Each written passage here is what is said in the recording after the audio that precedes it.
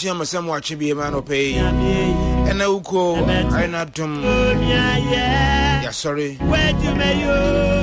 Ya boni nyina chire nyina odi ache. Yetin komu ana ya dum ko a. Kan se papa se dan kan odin. You are asking me a comfort issue with me. Cannot pay here. I don't see me could out in a can. See here what and now cool. Okay, wasn't that so? Did you never come? You go swada. Shabria. Only have a smile. Any enemy and son. I can come maybe also with Gemma so for them some pan brain. Church of Christ. Also for Martin upon Boating, I crado ha. Tinatibia, some Jeff did man, some Midian question, engineer, Aquapana Quaffo, Damrea Aderia, and Quansha Obey. Been to you, Major Aquam H. Ramanaboko. Otumba, Waba, Manswa Cramish Ramano. Antimoha, and Raymond Jamas of one Fans and Panabray. Midian question, engineer, Aquapano Quaffo.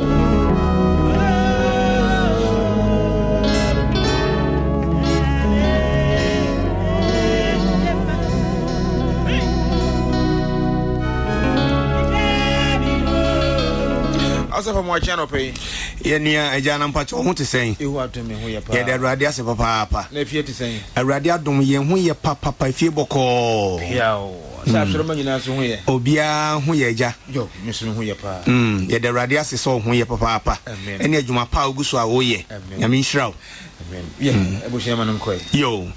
At your for an opayment munina ache. Na masan amamu akwaba e de abaka sa fidie Peace FM 104.3 eso ene nyamesem kadwumadi a yato din yanwi mom se emre bia ye ba na wo se mamu te ase ne yehunu se ndwumadi a ye die edin poten a ye de atoso yanwi emom yembuta ye nyina ne se be hia e wo studio ha ye ne adwendwen onyankopon asem se ne be ya ebetumi aboa na sa asem yi ye nsato frɛ a onyankopon kasa edema oman Israel ewo Isaiah engoma ne ti ba ko nyimudu nwotwe o say come and let's reason together says the Lord mumra na yanwi mom mumra na yanwi mom onyankopon adechie ne adesaye pre se woni adasa ebetimi adwea bom wabra ode ne nsem emma se ne beya enkwagye ebetimi ayeyendia na sa adwumadi ayedie eye Church of Christ and nkrabata wo Ensamu Road ekire circle na aso ya sene ama yede ebremo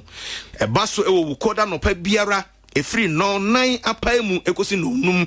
na yenimu edi sa dwumai na anopai abra nyankopon amaye kwan na sabre techiremada bodwem na moja gusu die mu afusane yi na ye da Awurade ase ewo ne waya amaye na ye pese ye de aseda enso so ene nchia ema enipa bi ayesusu se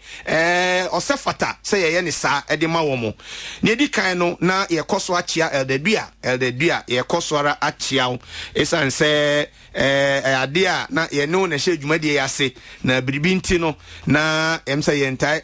enhyiaw baby awo bia anopai eldedua mechiaw na mesre onyankopon enhyira enso ede emam se baby awo bia no Awurade enka wo ho na onnom na onhyiraw me ni sa wia na ye remfie owura osekwa me despite a one ne kofa baaye ema sa adwumadi na se Peace FM fidie so ye da na se papa ye sre no se obekoso ara na Awurade nhyira no ebeba ne so biom na obekoso ara tra ne hyiemu na watimi abiebie stations ama yatimi anya kwanya na yaka onyankopon so asem ewo so wo studio hanzo so yenua Joseph Afuakwa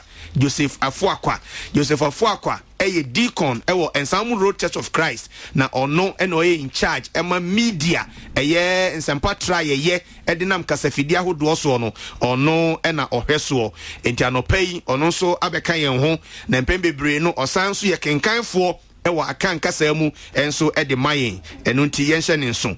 ebi onso so ye wo yenuaba Rita Adi eyo bia na nigi onyankopon asem patre dwumadi ho why to anamon bebre akonkurase a one wo eche onyankopon asem na obo ansori ni bia ewo ho ewade nyina mu na wabomodin bebre fiti bra she dwumade ne mekasa ase yenua ba reta etwe afidie edme ba studio ha almost every day time bia beba ha bia yada na sebo papa yekoso sere awrade nhira enso edemano se awrade ebe koso abie ni nhira kwan no amana broso ede ama yenua ba no watimi so anya bi ede aboa ni dwumadi opeso odie ede hye onyankopon animonyam saranso ena ni ochinchin fidie ni fruma ede ma yenso eye owura kwadwo ansen yada na sebo papa sa anopai wabie studio ekwan ama yen na ahoma ne dam na yene mo eche onyankopon asem ye to yen dwumadi ni so na dwumadi a ye to so no edin a ye de ato adisua a yene mo ye no so eye Kristo mu aye a wode ma enipa adwenwen Kristo mu aye a wode ma enipa adwenwen ukoda edi kan a eye August bosu ni mu no na me share sa adisua na se na ye den kakran ye de obedu ba bia ye de adui we dey the Martin Opon na me yesempakani ewo in Samuel Church of Christ na sabrei na me pese ye twen adwen na ye de kɔ adisua a ye wo so no so obeka yi a emra ye share adisua ase no ye adisua na ni so a na ye nyina ye hwɛ eye ohaw wo adwendwen eho na ye ma wote ase pefe se ohwe Bible numu a ye Bible quotation a ye taka na no pa bia wukoda abra ye ba studio ha no eye John chapter 8 verse 44 Yohanes empano 18 enyimu a eye aduanan nan asem oho ne tietietia ye na Awurade Yesu Kristo ena na okasa kire Jewfo no na esan asodin ni niema bia na wo ye nti no oka asem bi di kire wo mu na asem oka kire wo mu ane se omote se omaja obonsam na oyowudifo na afen so no kware bakokura eninimu na no na da bia meka on studio ha se eda obonsam beka no kore no wanhye da na no na afom esa se no kware die biere ni ho a ewo ni mu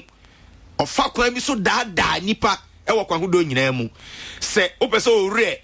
ore fie na beka ya me pa cho no atumrika ko the Garden of Eden no akohwe ni otimi yeye ema Adam ene Hawa ahwe ase etimi baaye eye na ada o change nsemfo abaako mienu pa bi na o de sesan ne nyame aka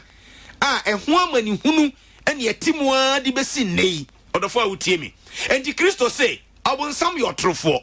na odi atura odi fi ono ankasa ni mu na oye otrofo firi mfitiase no na no kware ba kokura enini mu enum ne agina so ne yaka kire wo say okwan ba ko a obonsam efa so no de dada adasa ewo asetena yi mu eye adwendwen obomodia se odo beto adwendwen tibia bi mu esan so onim ne obenya firi mu onim ne ebeye wo sa wotra adwendwen mu a ne ebeye wo na enum ena ye na Awurade Yesu Kristo edi muaye ebreyen akire yen se adwendwen pa de se ogidini ana unyo ogidini mpo a se obetumi a ipacho ifu abrabom esan se emfamfaso biara emreo enu nti yentie ye text no a yafa no ebiri biara ye beba no ye bepese ye bekenkan efrise no aso na ye gina na ye yi adisua hodo e de afiri mu na aboa wo enne eye dera etoso miensa a ye de eye sa adisua yi na enyankopon pa e bia next week ye de sa adisua no bebo na wieye ne ya chefo fronso ase entikai na shane nso but yentie Jesus response to worry and anxiety.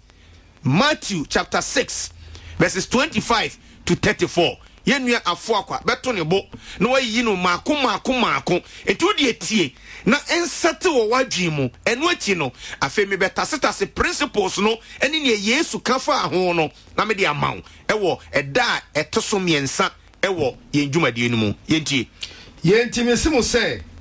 monyumbi mo kra ho se eden na mo bedie ana se eden na mo benom ana se munipadua ho se eden na mo befra okra ensen aduane na nipadua ensen tuma ana mohwe ewim no ma se ongu na wontwa na omoaboa no egu asanso na nso mosoro agya enye won na monso ebo ensin won ana munhwan na se odwendwen a obetumi ne dakro ato ne nkwa eso na ade na modwendwen entoma eho mohwe ewim sukoko sɛdeɛ enyini enye adwuma na nso eto asawa na nso mesimo sɛ Solomon adonyam nyinaa mu no wanhyiahyia ne ho yenum baako na sɛ Yakobon efra ewura mu ahan a ɛhɔ nnɛ na ɔkyena odigu afun mu ntoma saa a ɛrenya ne a ɛkyɛ yi emamo mu amugire esua enti mu ndwen sɛ ɛdɛn na yebedie anaasɛ ɛdɛn na yebenom anaasɛ ɛdɛn na yebefra yenum nyinaa chi na wiase amama no die na mosoro agya enim sɛ ye nyinaa ehia mo mohwe Yakobon ahinie ne netrene ɛkan na ɔde yenum nyinaa ɛbɛka mo ho enti munwendwen ɔkyena ho na ɔkyena no ara ɛbɛdwendwen ne ho debera mu bɔne dɔɔso ma ɛda no amen amen otiefo me yi sɛ utie asɛm yi papaapa yi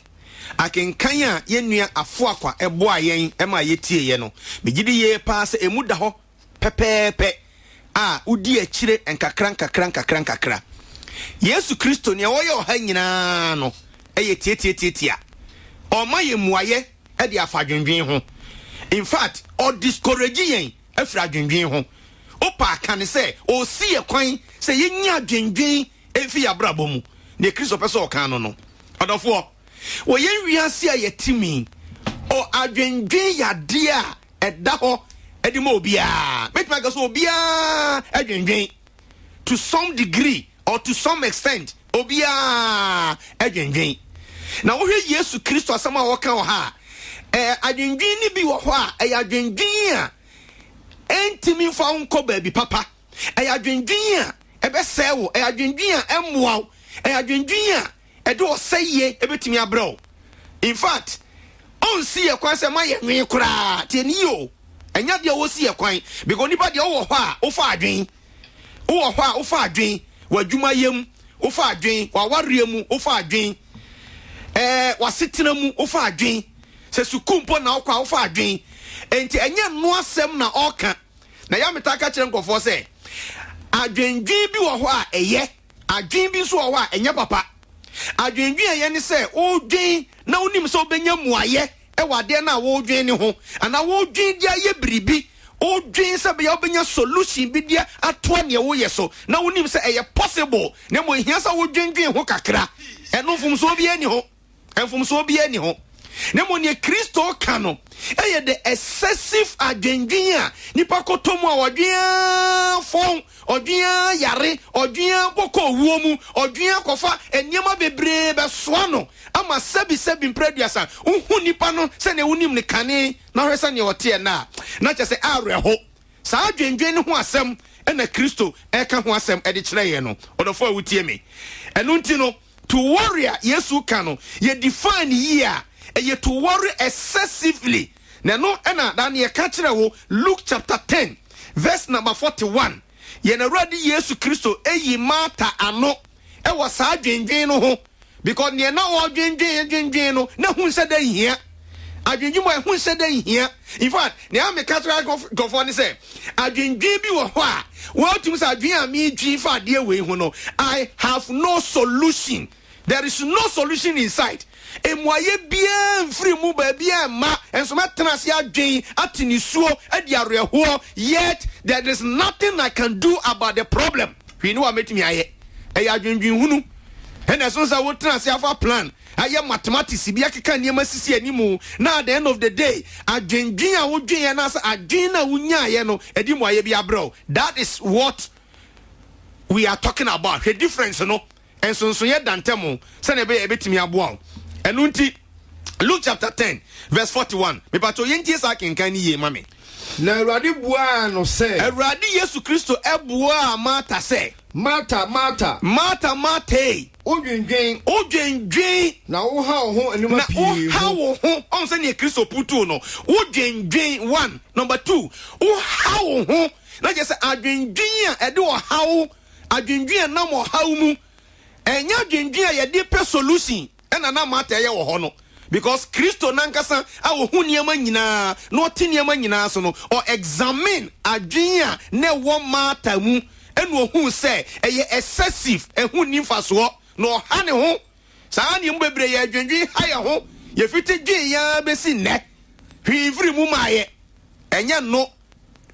no kura ene sefata sa ye de ye hu kohyemu enti Kristo e discuss saa de no e de mayen enu mu ena ni mu aye a ode e mayen no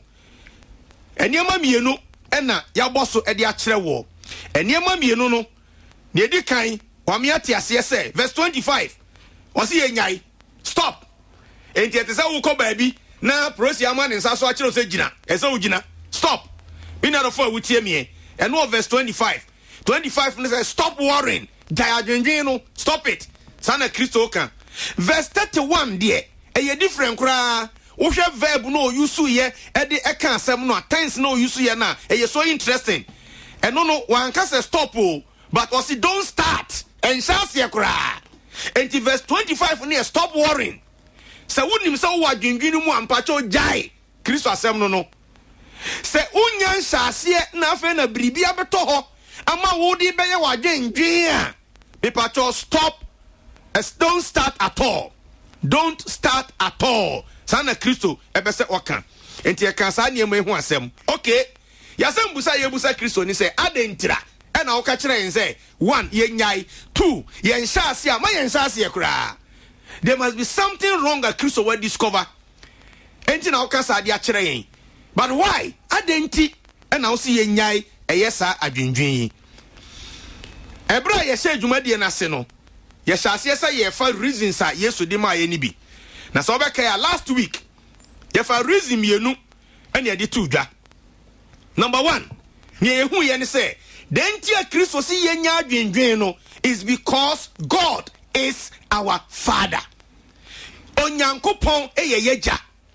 na wakaso onyankopon eye yeja na ne wo gina so nyina ne se ne ye de adwendwen bra ye mpem bebre eye ne ebedie ne ebenom ne ebehye bebi edie tubeto wiase niema the barely necessities of life niema ehu hia yen wasasi so sa niema yi a onu nyame na mpo ene ma kwan ma sa niema ne ba se ye wagya bia otumi niema nyina ya ina do for wutie me ye nwendwen bebre sa emfa ha ye ho because onyankopon nankasa no onim ne obeye enti no omayen verse ebetimi aboa ama yetimi atesa ade na se verse 26 no ose mu hwe wiem no ma ono mpam na wo moaboa ne ma no megu ho nanso moagya nyankopon ema wo mu no bedie in other words no no person o ma tia se ne se onyankopon etimi hwe empo emoa a ebi a wokura hu mu so mu hu nhye den hia saa nanso onyankopon ehwe wo mo na so onyankopon timi hwe wo mo a question ni se adenti na wontimi enhwe wo odofo a wutie me oba verse 32 a wosi wenu nyina na mama mufo no hwehwe nanso moagya enim se mu hia saa niema yi you need them all mu hia saa niema yi enti onyame nim odofo a wutie me nti last week ya bobo so ema yehwe provisions a onyankopon eye edema emoa ye ko 2 passages bebre God's provisions for animals e wo Bible no mu sa won na ma mu anyina aduane die jata esu bubomu epaduane ama ne ma no o se ohwe nyame anim so be ma na aduane e wo Bible no mu sa ye kenkan last week anofo awutie me enti hye sa de no enso na entumi emoa eno achi no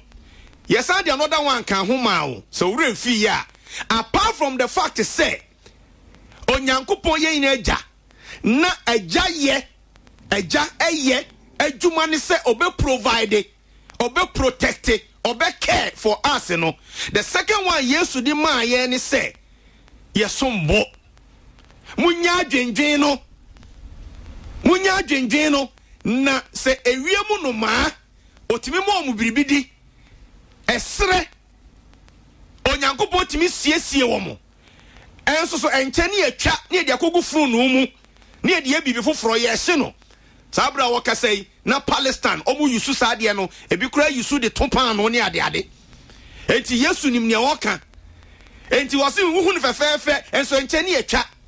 wose monsom bon chen sa niema ya na Bible edition me friend from the lesser to the greater or sasie free ketwa no de kosro enti nasam ne se ewiem no ma won no pam a wo twe tire ta no abonato atwene no na ensensan a sansensan enche ne yado na awo ne yahye no o se trasidin na dwen sa de we hu monsom bon chen sa niema ya na. And so the question is say ayade a wo som bo chen sa niema yi a onyankopon hwe wo mu a osusu se die enti na wo a wo som bo ontimi hwe wo straight away na no wa hyase edwendwen e de afase ne nyame bo wo obo se ne nseso obo wo animonyam mu na eno achi no uyo Kristo ni mapa or redeem you through the precious blood of Christ. For not to change, we were bought with a price. What toya boarding 1 Corinthians chapter 6, 19 and 20. What toya boarding enti yasomobo or of what hear me. Yasomobo pa yasomobo to the degree say Yehuwa nyankopon on heyen e masabi ni ebedie ni ebenom ni sa ne moyen. Ne true baby a e wo se ne yankasa ye niema edefa. E wo se ne yankasa ye hunu efa. Enti no yede no ebreo e ma wote ase ene me ne woto aso a na ye fa ne etoso miensa Yesu Kristo say so you obi a wo dwendwen a stop it jai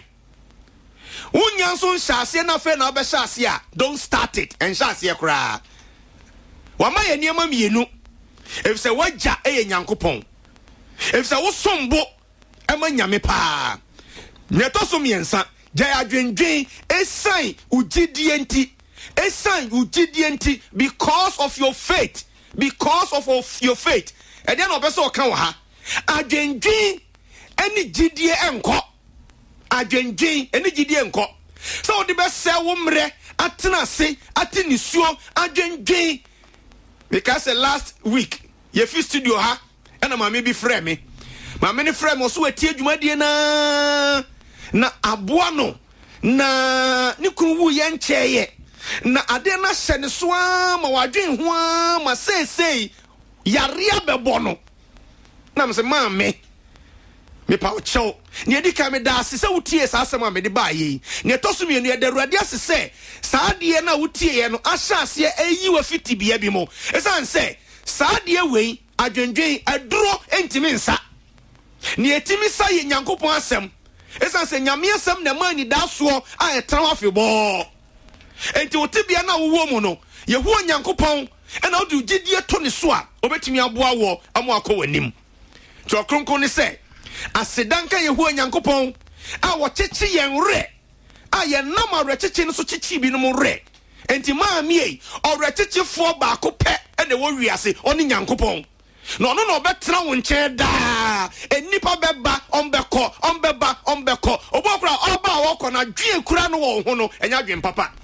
enu ntimi nipa consolation en sheda nyame ade bi ehia eye se nipa beba wo nche nipa hia nipa fan divorce wonso woni nipa enti ederara enipa beba wo nche but enipa ba me pa cho mo ntra ho afebo ombeja hwako and so you be left alone in that quietness.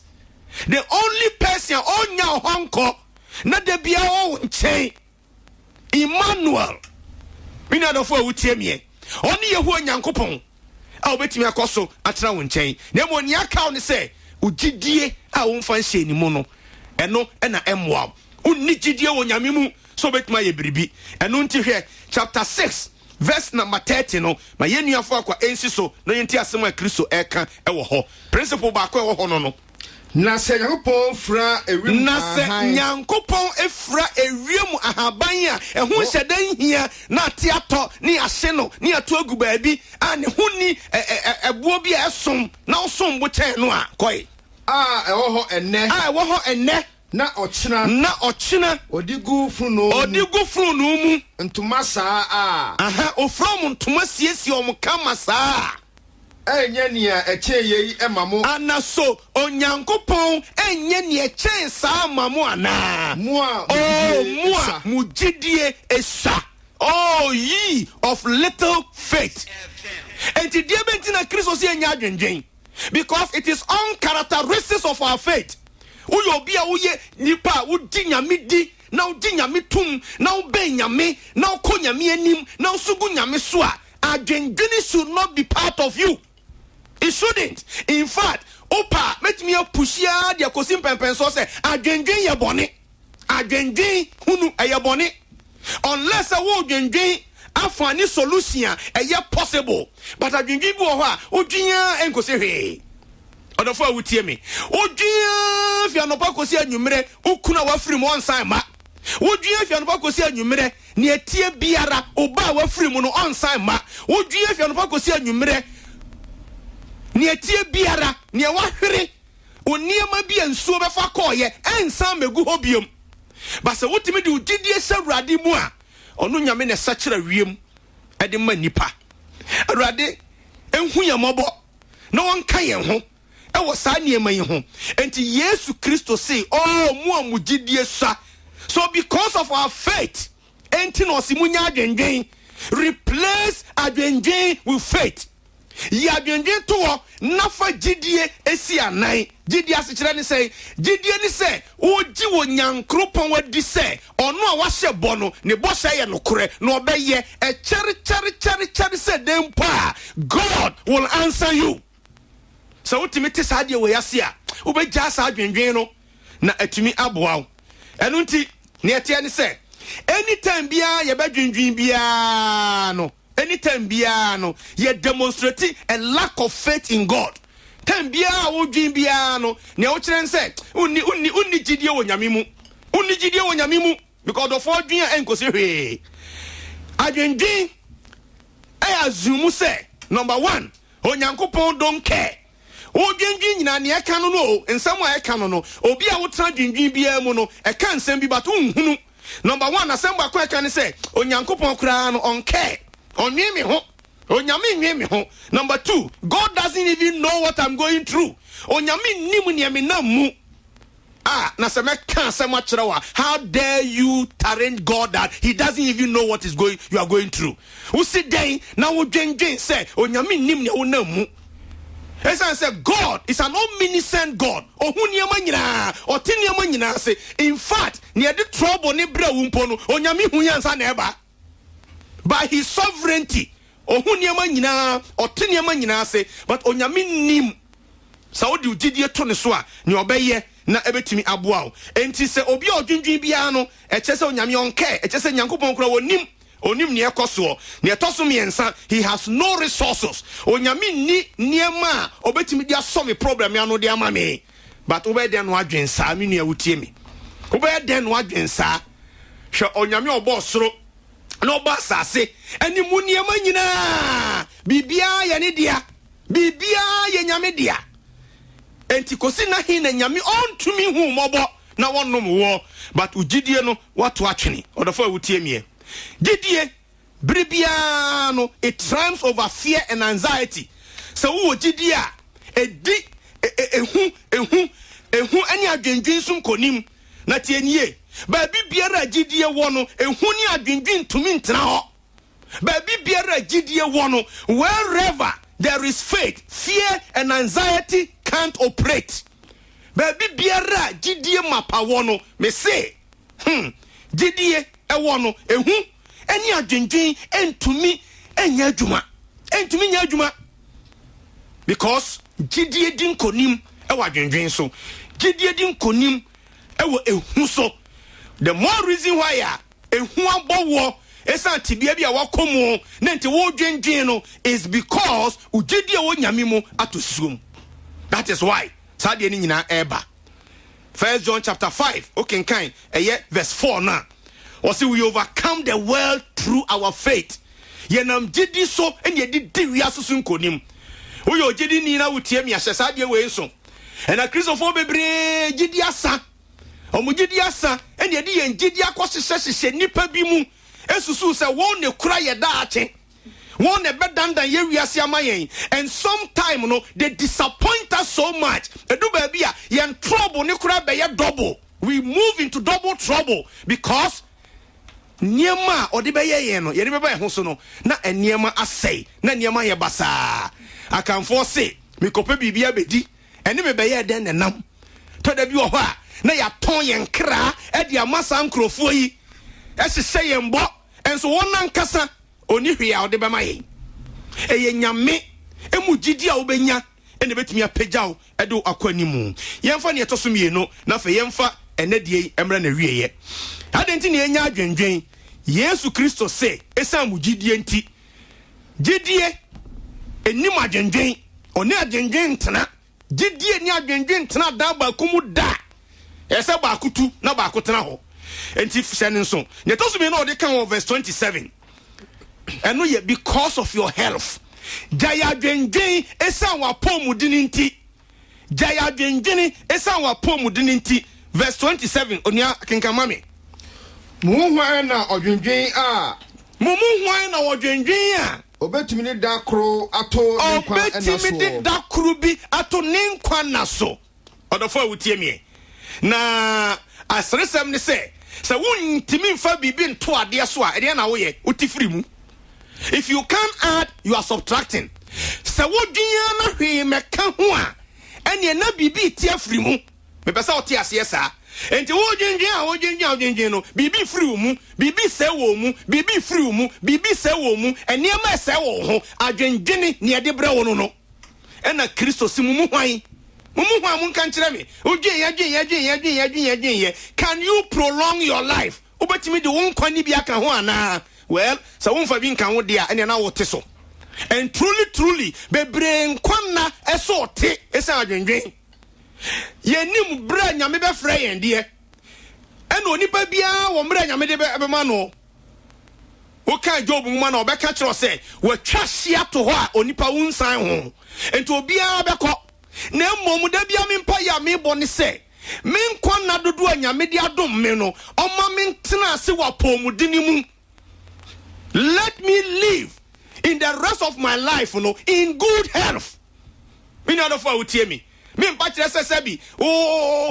Numa du pa na odi aduane pa na wan.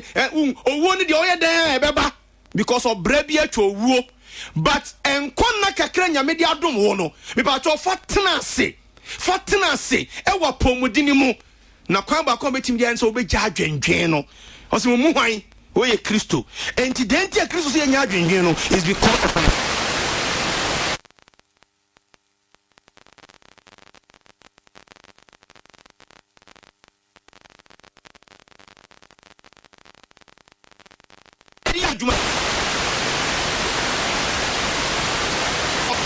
adwendwen 1-2 days na hwe akoma no e saase ne se ne ebo no enye sa na ebo biom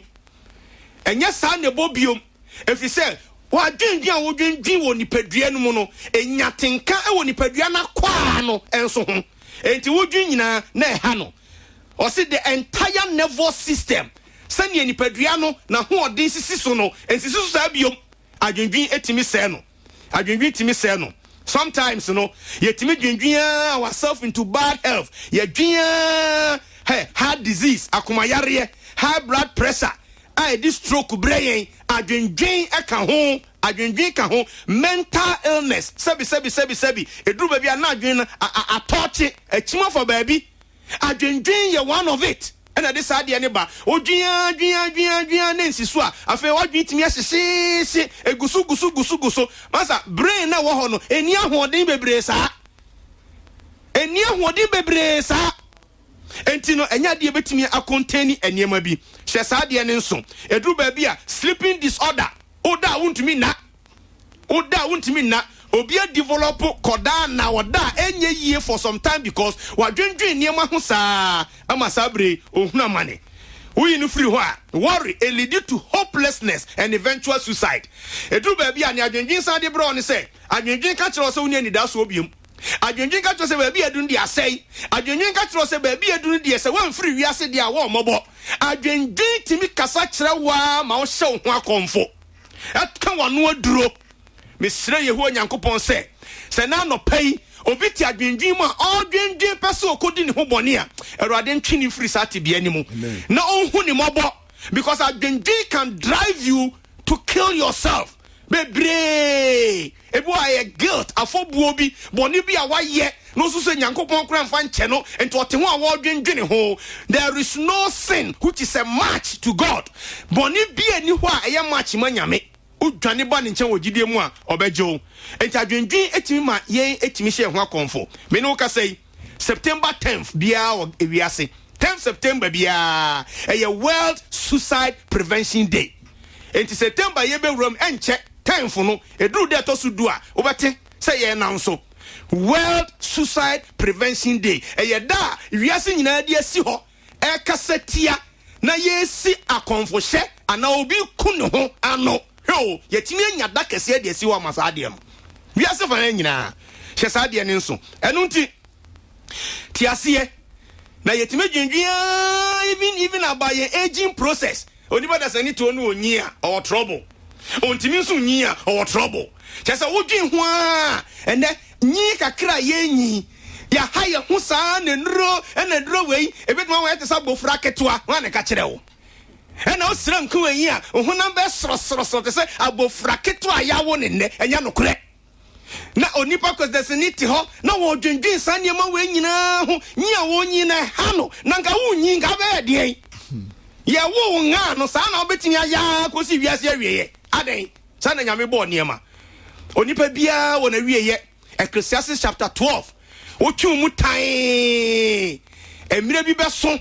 ama wakɔ kra akyi. Ecclesiastes 12 kwa de ɔkyerɛw ayi asenyum a ɛkɔ so wɔ ayi ase saa na Nyame bɔ yɛn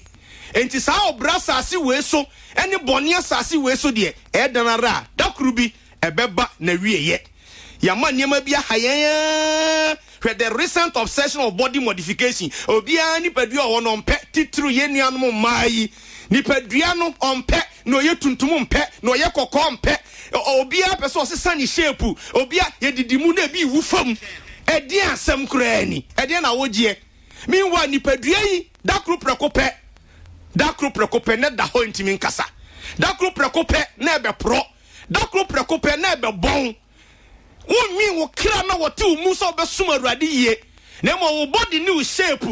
ɛne sɛ ne ɔpɛ hips nti uko wo mpaneɛ uko yɛ operation body modification we abɛda ne adwendwen ne sikasa yɛ ɛde ama nipa yɛ dwen nneɛma ɛho hia yɛ dwen nneɛma ɛho hia ɔdɔfo a wotie me anopa yi Church of Christ ɛna yɛ no ɛtwetwe saa nkɔmɔ yi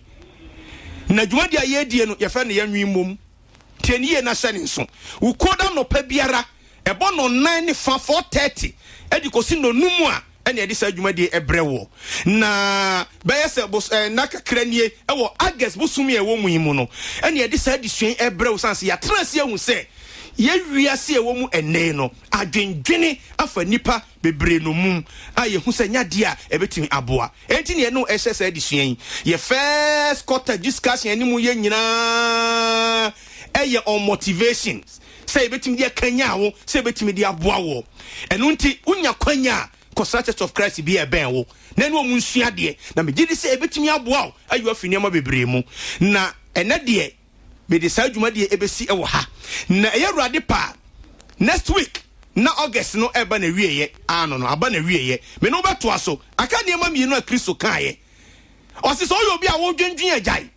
afɛ na ɔbɛhyɛ ase a mɛnhyɛ ase koraa ɔbobɔ nneɛma bi so ɛde ama yɛn a me gidi sɛ ɛno ɛna yɛhwɛ a ebetimi aboa yɛn enwendwen because of Onyankopɔn your father enwendwen because osombo enwendwen because of ugidie fa gidie no esi adwendwen nanan na hu sɛ Nyame te ase enwendwen because of your health ɛno nene yɛde aba ebetwa to ɛde ama wo wapɔ mu dene ehia papa ehia enti hyɛ saa de ne nso na entimi mua saa bre de ɛnkyɛ ɛya crowd na yɛfi studio ha na after studio no wobetimi afrɛ yɛn ɛwɔ homa yi so bɔmɔden na frɛ na ebia nkitahudie bi wɔ hɔ a wobɛsɛ wo ne yɛn di a ebetimi aboa mepaakyɛ wobetimi afrɛ yɛn ɛwɔ 0243 219844 0243 219844 ɛna 0244 828479 0244 828479 wobɛtumi ɛne yɛn adwendwen abom ɛwɔ onyankopɔn asɛm ho wɔ studio ha anɔpa yi yɛde aseda ɛbɛma yɛnnua Afoakwa Joseph Afoakwa oyɛ deacon Zambro Church of Christ ɔno hwɛ media adwumadie so ɔno kenkan Bible ne maa yɛn ɛnɛ anɔpa yi sara nso ɛne ɛbɛda yɛnnua ba Rita adi ase a wadi dwumadie n'akyia fitibra yɛhyɛ aseɛ ɛde abɛsi saa mpɛmpɛnsuo yi ɛduru anɔpa homakye sɔreɛ ɛnya deɛ da fam na watwi kaa na ɔde yɛn aba studio ha yɛsrɛ Awurade nhyira ɛde ma no ɛne nnwuma pa a wɔhyehyɛ wɔ ne tiri mu pɛ sɛ ɔyɛ ɛde hyɛ Onyankopɔn anim onyam ɔwura kɔ Johansen so yɛbɛda no ase papaapa yɛda no ase sɛ ɔno nso kyinkyin fidie ne furu mama yɛn na wɔsɛte biribiaa ne yɛnya akwanya ne yɛtumi de dwumadie yi abrɛ mo a yɛte saa Awurade nhyira ne yɛsrɛ ɛde ma no na yɛsrɛ nso sɛ yɛn nhyira no bi bɛso ɛdadua so baabi a ɔwɔ biara Awurade ɛnkɔ so ɛnka ne ho ɔdɔfoɔ saa berɛ deɛ yɛkra na yɛakɔ Awurade pa da sɛnɛ yɛbɛsan aba medin ɛde Martin Opon Awurade nka mo ho bye bye.